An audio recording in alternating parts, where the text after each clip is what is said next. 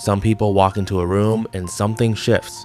You feel calmer around them, more honest, more like yourself. This is not about physical appearance. It is something quieter and far more powerful, and it comes down to 5 specific habits.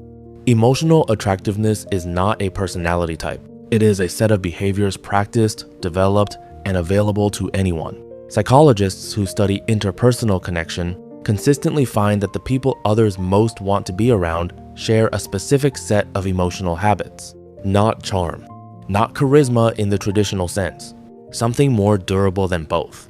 Habit 1, you make people feel heard, not just listened to. There is a difference between listening and making someone feel heard. Most people listen while preparing their response. Emotionally attractive people listen to understand. They ask the follow-up question that shows they actually caught what was said beneath the words. They do not rush to relate, fix, or redirect. They stay in your experience long enough for you to feel it.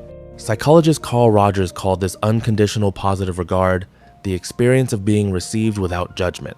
It is one of the rarest experiences a person can offer another, and it is almost entirely responsible for why certain people make you want to keep talking. But habit 2 is the one that separates people who are merely pleasant from people who are genuinely magnetic. Habit 2, you own your emotions without projecting them. When something bothers you, you say so clearly, without blame. When you are hurt, you name it without turning it into a verdict about the other person. This sounds simple. It is one of the rarest emotional skills in practice.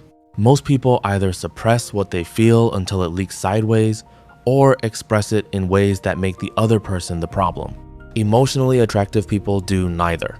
They have developed the capacity to feel something fully and communicate it without making it the other person's fault or their own shame.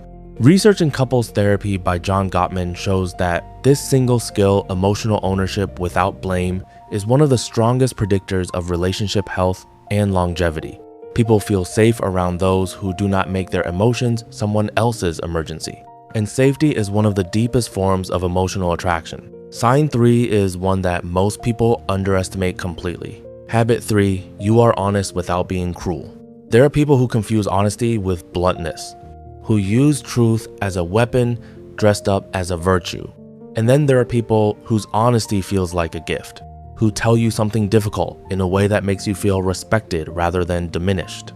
The difference is not in what they say, it is in why they say it. Emotionally attractive people are honest because they respect the other person enough to tell them the truth, not to feel superior, not to discharge their own discomfort, not to be the one who tells it like it is. People trust those who are honest with them, and they are deeply drawn to the rare person who can be honest and kind at the same time. Habit 4, you know when to stay and when to walk away. Emotionally attractive people do not chase. They do not beg. They do not stay in rooms physical or emotional that consistently cost more than they give. But they also do not leave the moment things get hard. They stay through discomfort when staying is the right thing, and they leave without cruelty when leaving is. This calibration, knowing the difference between a situation worth working through and one worth releasing, is extraordinarily attractive because it signals something rare in another person: self-knowledge. The sense that they actually know who they are and what they need.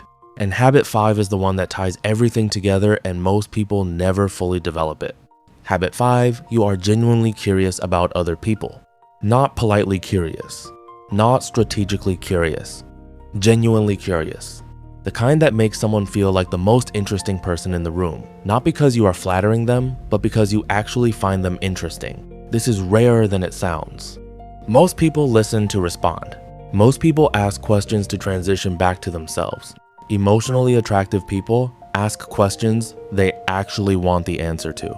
They follow the thread of what you said rather than the thread of what they plan to say next. Research by Arthur Aaron at Stony Brook University found that mutual vulnerability and genuine curiosity are the 2 fastest pathways to deep connection between people. The person who is genuinely interested in you is almost always the person you most want to be around.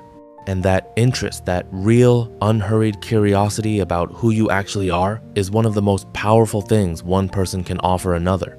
Emotional attractiveness is not something you perform. It is something you practice. Making people feel heard. Owning your emotions without projecting them. Being honest with care. Knowing when to stay and when to leave. And being genuinely curious about the people in front of you. None of these require a different personality. They require a different quality of attention. Which of these 5 habits do you already have, and which one do you want to build next? Let me know in the comments and tell me what country you are watching from. If this helps subscribe, I will see you in the next one.